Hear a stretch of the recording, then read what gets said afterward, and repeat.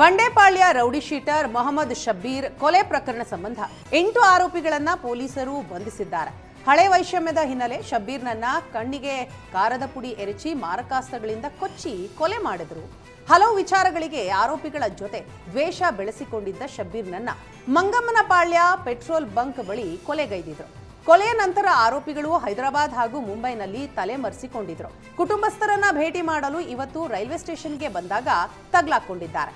ಆರೋಪಿಗಳಾದ ನೂರುಲ್ಲಾ, ನದೀಮ್, ಸಲ್ಮಾನ್ ಖಾನ್, ಮೊಹಮ್ಮದ್ ಅಲಿ, ಸೈಯದ್ ಇಸ್ಮಾಯಿಲ್, ಮೊಹಮ್ಮದ್ ಸಿದ್ದಿಕ್, ಸೈಯದ್ ಕಲೀಂ, ಉಮ್ರೇಜ್ ಎಂಬುವರನ್ನ ಬಂಧಿಸಲಾಗಿದೆ. ಬಂಡೆಪಾಳ್ಯ ಪೊಲೀಸ್ ಠಾಣೆಯಲ್ಲಿ ಈ ಸಂಬಂಧ ಪ್ರಕರಣ ಕೂಡ ದಾಖಲಾಗಿದೆ.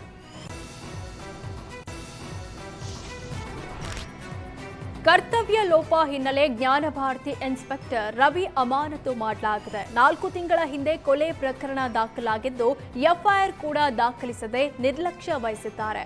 ಅಷ್ಟೇ ಅಲ್ಲದೆ ಪ್ರಕರಣ ತಾವರೆಕೆರೆ ಪೊಲೀಸ್ ಠಾಣೆ ಸರಹದ್ದಿಗೆ ಸೇರುತ್ತೆ ಅಂತ ಹೇಳಿದ್ರು. ಹೀಗಾಗಿ ತಾವರೆಕೆರೆಗೆ ದೂರು ನೀಡಿತ್ತು. ಈ ವೇಳೆ ಜ್ಞಾನಭಾರತಿ ಠಾಣೆ ವ್ಯಾಪ್ತಿಗೆ ಸೇರಿದೆ ಅಂತ ಮತ್ತೆ ಪ್ರಕರಣವನ್ನ ತಾವರೆಕೆರೆ ಪೊಲೀಸರು ವರ್ಗಾಯಿಸಿದ್ರು.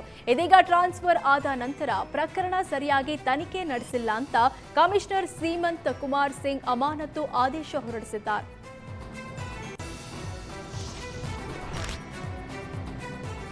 ತಮಿಳುನಾಡಿನಲ್ಲಿ ಅಯ್ಯಪ್ಪ ಮಾಲಾಧಾರಿಗಳ ಮೇಲೆ ಹಲ್ಲೆ ಮಾಡಿದ ಓರ್ವನನ್ನ ಬಂಧಿಸಲಾಗಿದೆ. ಈ ಕುರಿತು ಚಾಮರಾಜನಗರ ಎಸ್ಪಿ ಮುತ್ತುರಾಜು ಪ್ರತಿಕ್ರಿಯೆ ಕೊಟ್ಟಿದ್ದಾರೆ. ಘಟನೆಯ ಬಗ್ಗೆ ಹರಿದಾಡ್ತಾ ಇದ್ದ ವಿಡಿಯೋ ಕುರಿತು ತಮಿಳುನಾಡಿನ ಥೇನಿ ಎಸ್ಪಿ ಗಮನಕ್ಕೆ ತರಲಾಗಿತ್ತು. ಈ ಕುರಿತು ಥೇನಿ ಜಿಲ್ಲಾ ಎಸ್ಪಿ ಬಿ ಸ್ನೇಹಾ ಪ್ರಿಯಾ ಪತ್ರ ಬರೆದಿದ್ದಾರೆ. ತಮಿಳುನಾಡಿನ ಲಾರಿ ಕರ್ನಾಟಕದ ವ್ಯಾನ್ನ ಹಿಂಬದಿಗೆ ಡಿಕ್ಕಿ ಹೊಡೆದಿದೆ. ಯಾರಿಗೂ ಹಾನಿಯಾಗಿಲ್ಲ. ವ್ಯಾನ್ ಹಿಂಭಾಗ ಲೈಟ್ಗೆ ಸಣ್ಣ ಹಾನಿಯಾಗಿದೆ. ಈ ಸಂದರ್ಭ ಎರಡೂ ಕಡೆಯವರ ನಡುವೆ ವಾಗ್ವಾದ ಉಂಟಾಗಿತ್ತು. ತಕ್ಷಣ ಪೊಲೀಸರು ಇಬ್ಬರನ್ನೂ ಕೂಡ ಸಮಾಧಾನಪಡಿಸಿ ಸಮಸ್ಯೆಯನ್ನ ಬಗೆಹರಿಸಿದ್ದಾರೆ. ಪಕ್ಷಪಾತ ಇಲ್ಲದೆ ಕ್ರಮ ವಹಿಸಲಾಗಿದೆ.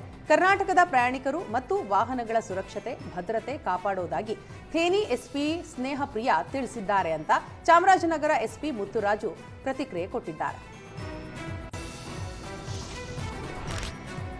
ಬಾಗಲಕೋಟೆಯ ಮುಧೋಳ ತಾಲೂಕಿಗೆ ತಹಶೀಲ್ದಾರ್ ನೇಮಕ ಮಾಡದಕ್ಕೆ ಕಚೇರಿಗೆ ಬೀಗ ಜಡಿದು ಆಕ್ರೋಶ ಹೊರಹಾಕಿದ್ದಾರೆ. ಬಿಜೆಪಿ ಮುಖಂಡ ಅರುಣ ಕಾರಜೋಳ ನೇತೃತ್ವದಲ್ಲಿ ಬೀಗ ಜಡಿದು ಪ್ರತಿಭಟನೆ ಮಾಡಲಾಯಿತು. ಸುಮಾರು ದಿನಗಳಿಂದ ತಹಶೀಲ್ದಾರ್ ಹುದ್ದೆ ಖಾಲಿಗಿದೆ. ಇದರಿಂದ ಸಾರ್ವಜನಿಕರ ಕೆಲಸಕ್ಕೆ ಅಡಚಣೆಯಾಗಿದೆ. ಆದಷ್ಟು ಬೇಗ ತಹಶೀಲ್ದಾರ್ ಅವರ ನೇಮಕ ಮಾಡಬೇಕೆಂದು ಆಗ್ರಹಿಸಿ ಜಮಖಂಡಿ ಎಸಿ ಮುಖಾಂತರ ಸರ್ಕಾರಕ್ಕೆ ಮನವಿ ಸಲ್ಲಿಸಿದರು.